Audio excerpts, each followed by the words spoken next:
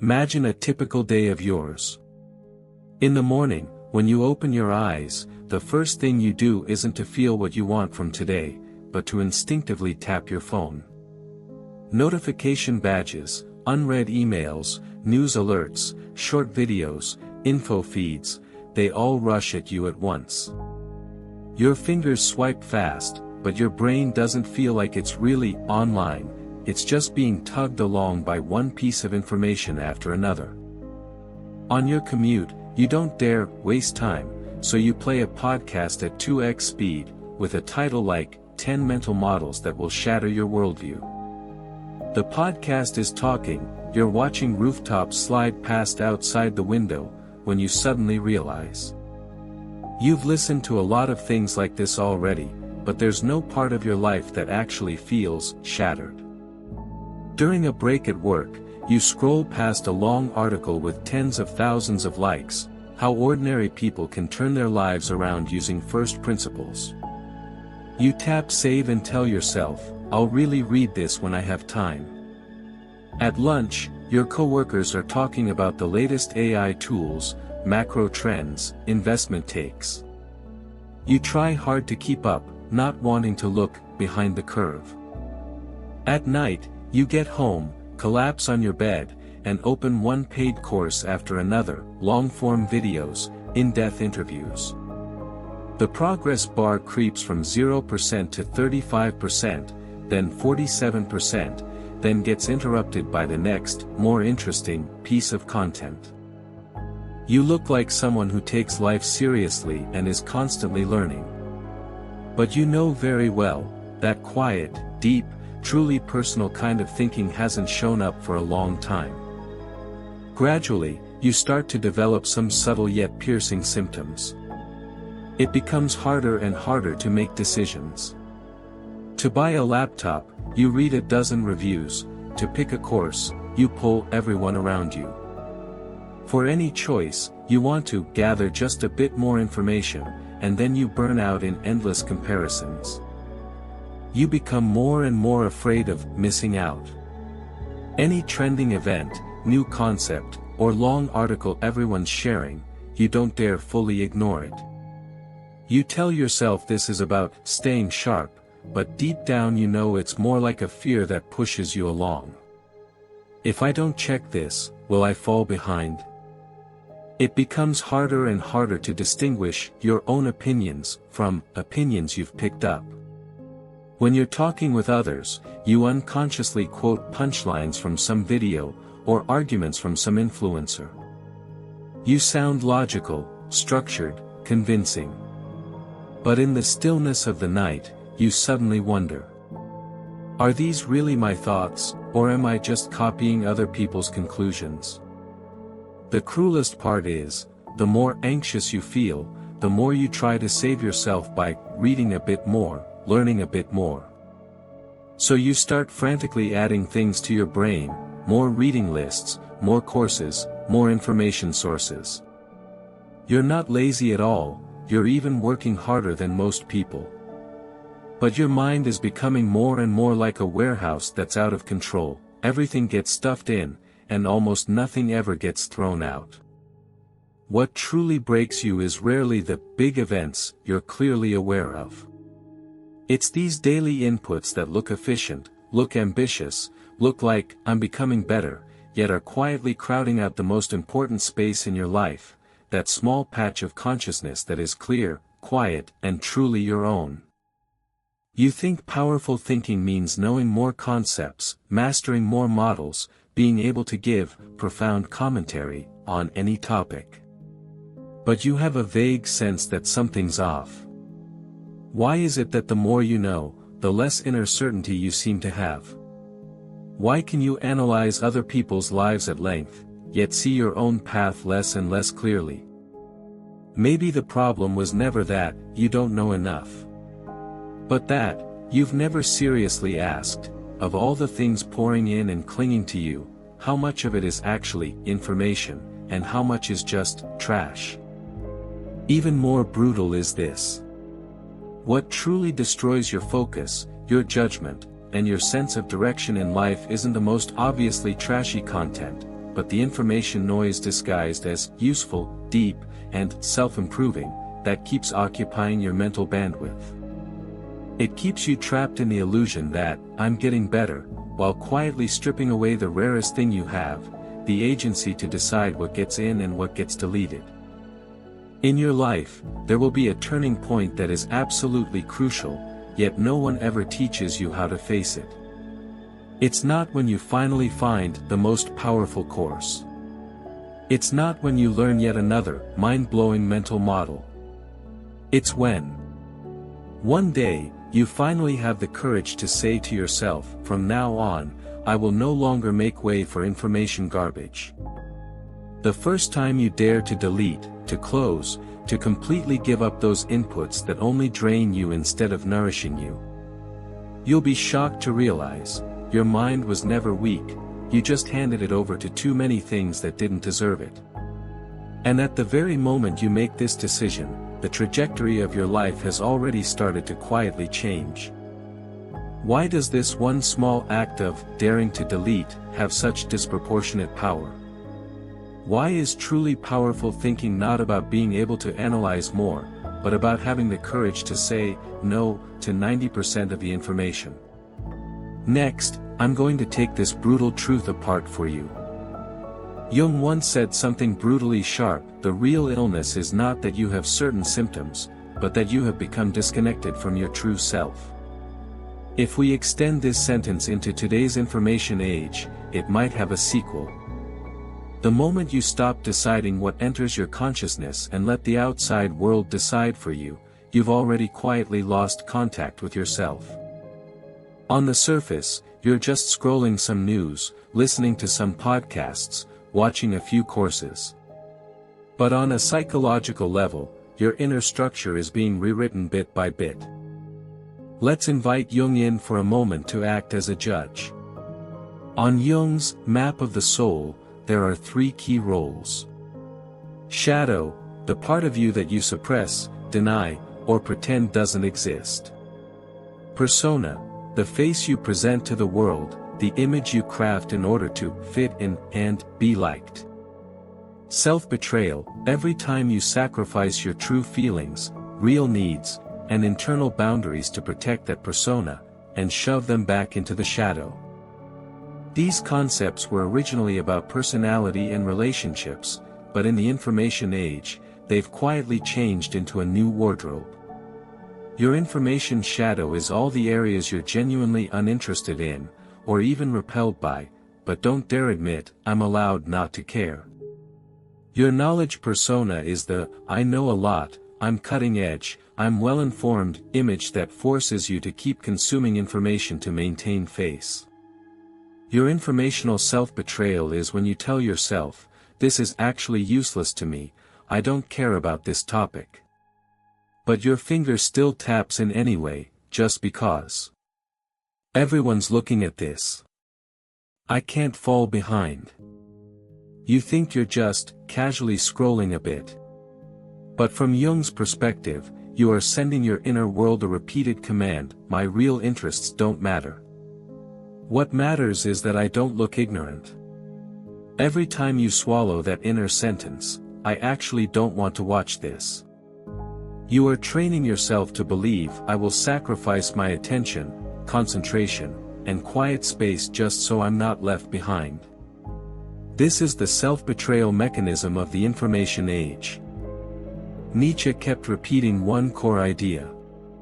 If you don't create your own values, you can only live inside someone else's. In today's terms, if you don't decide for yourself what is worthy of your time and attention, you can only be led around by algorithms, trends, and whatever everyone is talking about. You think you are proactively embracing the times. But sometimes you're just being swept onto a default assembly line. A new concept appears, you must know it. A new tool is launched, you must try it. A new controversy breaks out, you must have a take. Otherwise, you feel outdated, unqualified to speak, unable to keep up with the world. So you start madly adding information. Yet you've never asked a deeper, more brutal question: are these things entering my mind because I chose them? Or because they chose me? From a psychological perspective, this entire process can be broken into 3 steps. Step 1. Using information to fill existential anxiety. The more you feel, not good enough, not successful enough, not smart enough, the more you tend to believe, as long as I learn a bit more, I can catch up. So information stops being a tool to help you act, and becomes a painkiller to numb your anxiety.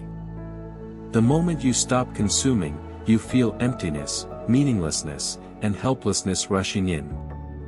So you have no choice but to drown that stabbing sense of, what am I even doing? With new content, new opinions, new courses. Step 2. Turning knowing a lot into a persona.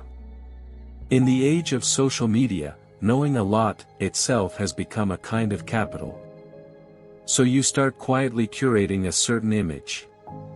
You know about cutting-edge trends. You have views on all kinds of issues. You can name-drop a few philosophers and psychologists. You become increasingly afraid of saying in conversation, I don't know, I haven't seen that, I don't care about this. Because that sounds like being behind or unmotivated.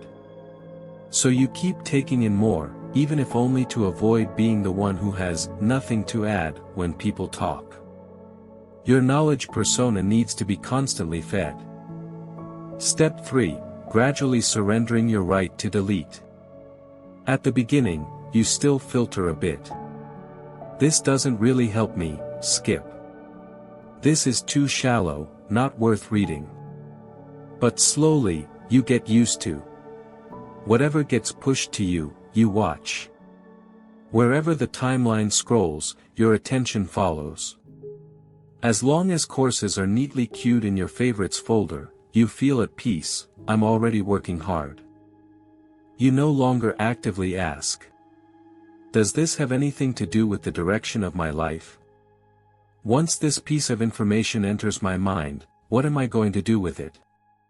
You simply assume. Since it showed up here, it must be worth my time. At that moment, you hand over an extraordinarily critical power. The power to decide what is allowed to live in your mind, and what must be deleted. Here's where it gets truly frightening. You think you're just reading a bit more, listening a bit more.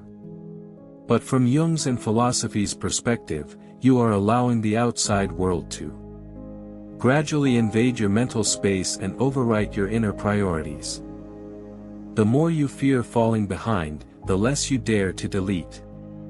The less you dare delete, the more you're dragged around by information. The more you're dragged around, the weaker your clarity becomes about, what am I really doing? In the end, your mind turns into a gigantic warehouse. More and more comes in.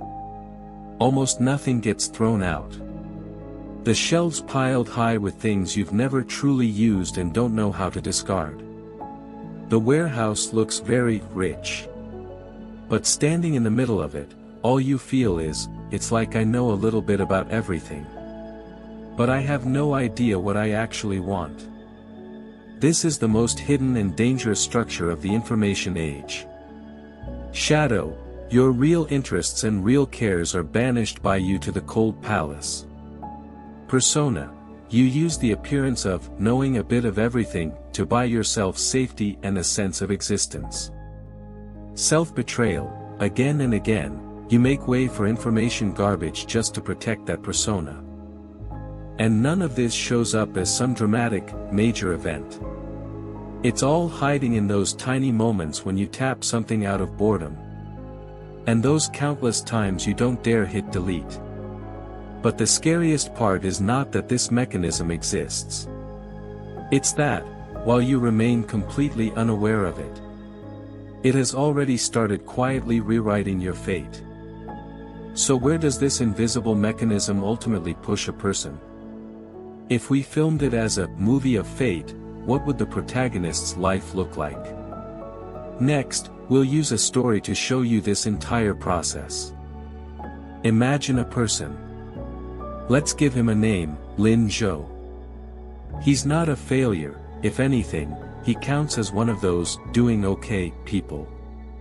He has a stable job, a decent-looking phone, and an endless, bottomless information feed. By day, Lin Zhou looks like a brightly lit house. In work chats, he's always the first to reply with, "Got it." In his colleagues' eyes, he's the one who's well-informed and knows a lot. But if you could walk into his mind, you'd see a different picture.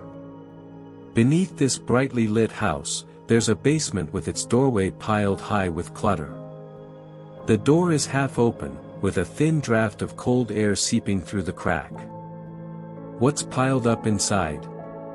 Those videos he clearly didn't want to watch, but clicked on anyway. Those long-form articles he bookmarked months ago but never actually finished. Those courses he left hanging halfway through.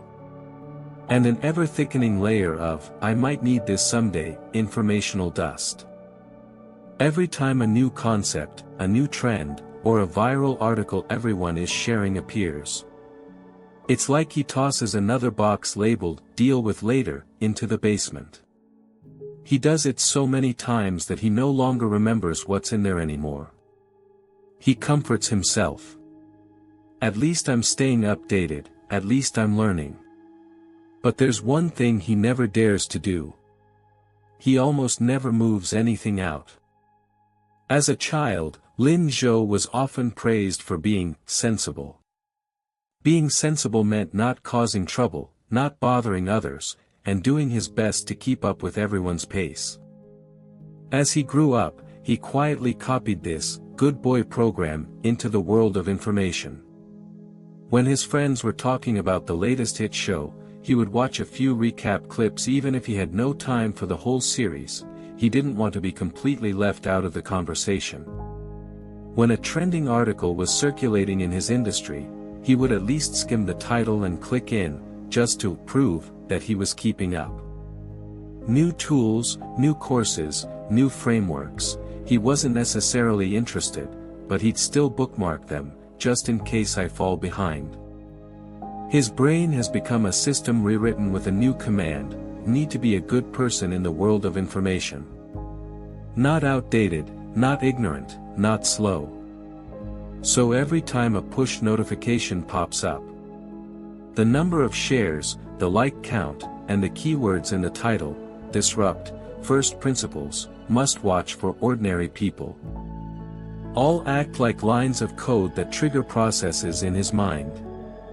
If I don't read this, maybe I'm not sharp enough. If I don't bookmark this, maybe I'm not ambitious enough. If I don't know this, maybe I'm not qualified to speak. It becomes harder and harder for him to say no to anything. Because in his mind, deleting already equals a dangerous kind of self-exposure. If I delete this, does that mean I'm admitting there are things in this world I don't know? So he becomes a kind of good person program in the information world. He treats all content that looks useful with equal courtesy and acceptance. No real filtering, no clear boundaries, hardly any real cleaning. What truly breaks him is not some earth-shattering event, but a completely ordinary Wednesday night. That day, Lin Zhou comes home from work, just wanting to rest a bit. But as soon as he sinks into the sofa, his reflex is to unlock his phone. The feed rolls in as usual. Analyses of a new wave of layoffs. A replay of a live stream from some industry thought leader. A 30 Days to Rebuild Your Mindset course on limited time discount. And several viral long reads titled X Things You Must Understand Before 30. He originally plans to just scroll for 10 minutes. Then the story you know too well begins to play out. He finishes one short video, and the next, "You might like this," autoloads. He opens a long article, but halfway through, a new notification pulls him away. In the comments, someone mentions another viewpoint, so he goes off to search for reviews of that book. Information surges in like the tide, one wave covering the last. Each piece looks like it'd be a pity to skip. Each one feels like a fragment that might be useful for the future. By the time he snaps out of it, it's already past 1 a.m. What really crushes him isn't how late it is, but a feeling that is strangely unfamiliar. He suddenly realizes he can't recall even one thing from tonight that he had actively wanted to know. He remembers titles, emotions, and the sense that everyone says this is valuable. But he can't recall his own real questions, his real confusion, or the thing he originally wanted to think about today. In that moment, a vivid image flashes in his mind. He's standing in the center of his own awareness, surrounded by a warehouse so crowded that he can't even see the walls. On countless boxes, the labels read, "Must know. Might be useful later. Everyone's watching. Can't miss this." He tries to move forward but finds there is no path. Each step requires him to move several boxes first. And every time he moves one, he thinks, "I might need this someday, better keep it." So in the end, he can only stand where he is, going in circles. From that night on, certain changes quietly start to appear. He becomes slower and more hesitant with every decision, because his head is packed with too many conflicting, expert opinions. In meetings, he's great at analysis and adding more information, but finds it harder and harder to state a clear position. He can explain the logic behind everything, yet feels increasingly unsure about what he truly wants. The scariest part is that he begins to feel that the phrase, deep thinking, itself has become a luxury. If you ask him, "What have you been thinking about lately?" he'll pause for a few seconds, then start talking. "Recently I watched a video from so-and-so, and he had an interesting point." He speaks smoothly, logically, and in good order. But if you follow up with, "So what's your view?" he'll frown a little and fall silent. Because in that warehouse, there are too many labels stuck on by others. And he truly doesn't know where his own voice is anymore. From the outside, he looks more information-rich than most people. But inside, he is slowly becoming an empty shell being dragged along by information. If you zoom his life out to 10 or 20 years, you'll see this mechanism quietly pushing him toward a certain outcome. He'll be increasingly busy just trying to stay in the know, yet have less and less time to truly digest, practice, and internalize what he consumes. He'll become ever better at analyzing other people's lives, yet find it harder and harder to make one clear, decisive choice for his own. He'll grow more and more afraid of stopping. Because the moment he goes still, the door to that basement crammed with informational garbage will creak open, just a sliver. And what seeps out is not the glow of knowledge, but a question he's been avoiding all along: how much of all this is truly yours? And how much is just fear you didn't dare delete? You might already sense it. Lin Zhou is not a purely fictional person. He's a shared archetype for all of us in the information age. Maybe you're not as extreme as he is. But on those nights when you scroll till late, your favorites are overflowing. Your head feels more and more stuffed, yet your heart feels more and more hollow. You and he are really acting out the same movie of fate. So, does this movie have an alternate ending? Is there a way for you to stop being just that good person program being pushed along? And instead, even just a little, start drawing the first boundary for your attention and your thinking. This turning point usually doesn't begin with learning one more framework. It begins with an action that looks small, but is deeply rebellious, the first time you seriously delete what doesn't belong to you. From here, we can finally set off and talk about how that real rebellion begins. The real rebellion is not about learning yet another advanced thinking model. It's about that one day when you suddenly decide, starting today, I will no longer make way for information garbage. You've already stepped aside for way too many things in this life. For other people's expectations, for your boss's moods, for all kinds of fears of falling behind. Now, for the first time, you're going to draw a line, for your own attention, for your own clarity. The actions below look small, but each one is you saying no to your past self. 1. First move, write a brutal, not important list. In the past, you made must-read lists and must-take courses. Now, you flip it around and write this instead.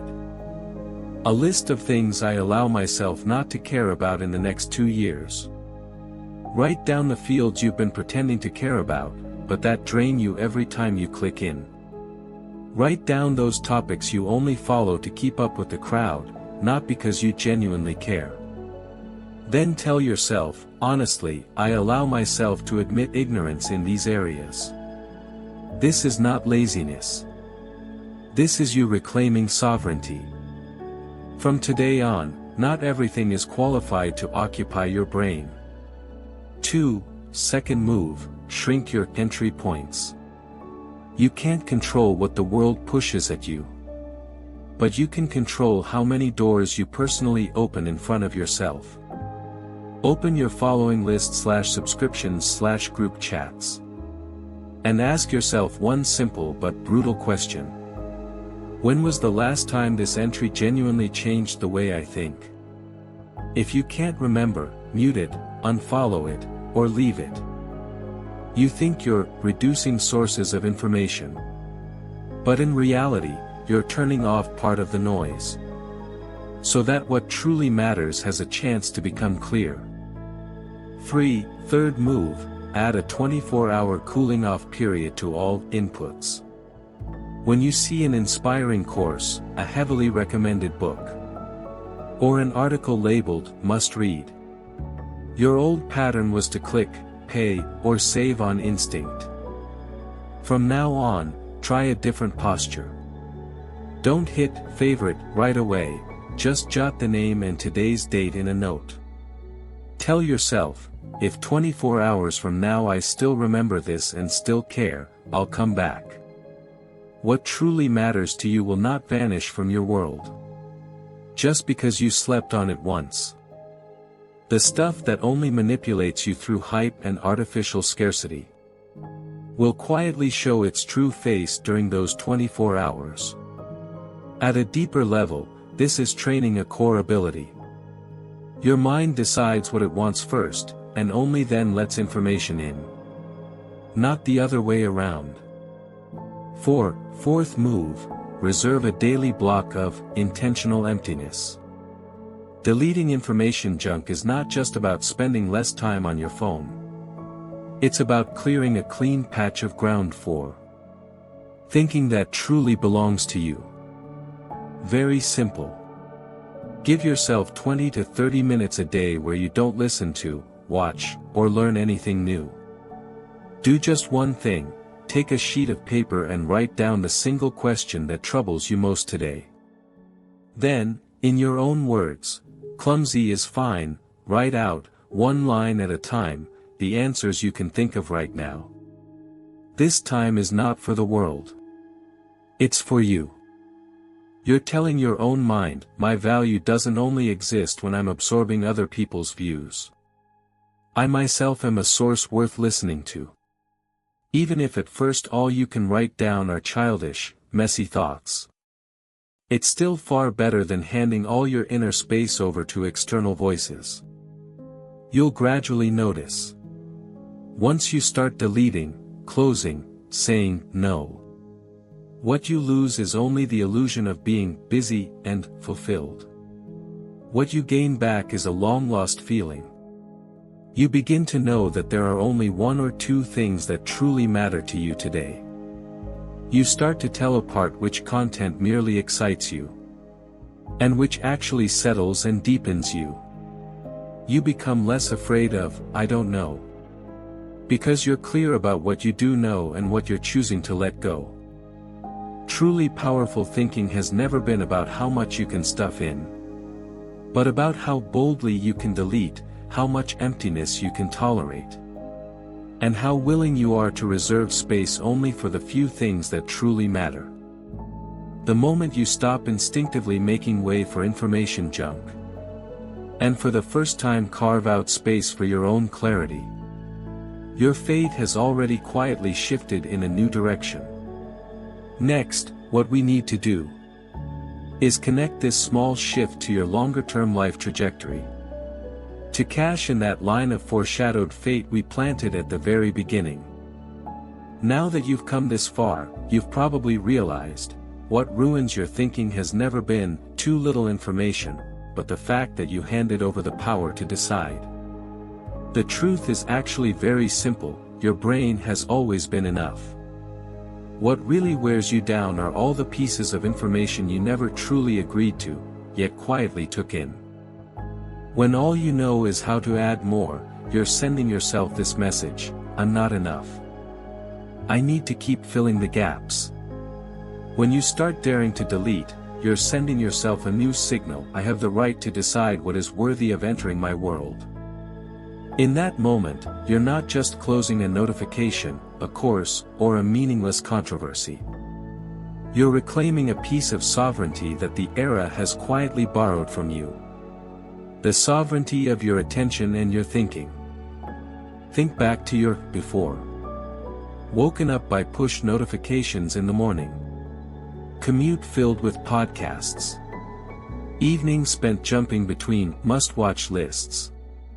And by the end of the day, all that's left is exhaustion. And a hollow feeling you can't quite name.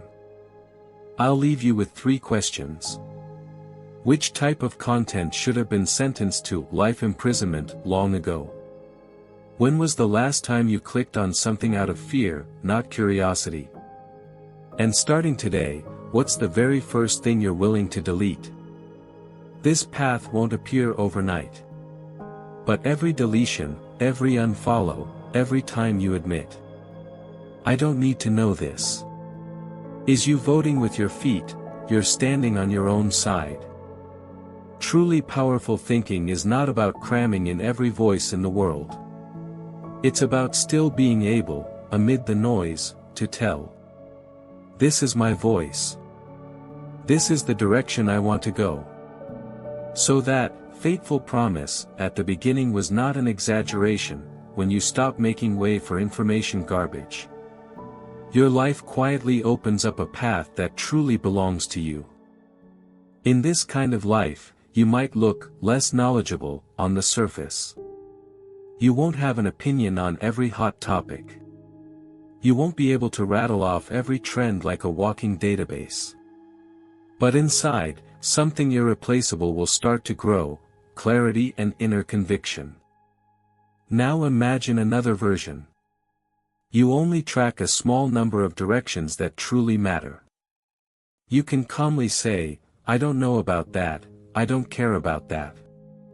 You reserve a small slice of time each day just to write down your own questions and thoughts. If you're willing, write your answers in the comments. Not to complete a task, but to give yourself a starting point that can be witnessed. From this moment on, you're no longer just a leaf carried by the flood of information, but the person who is finally learning to row.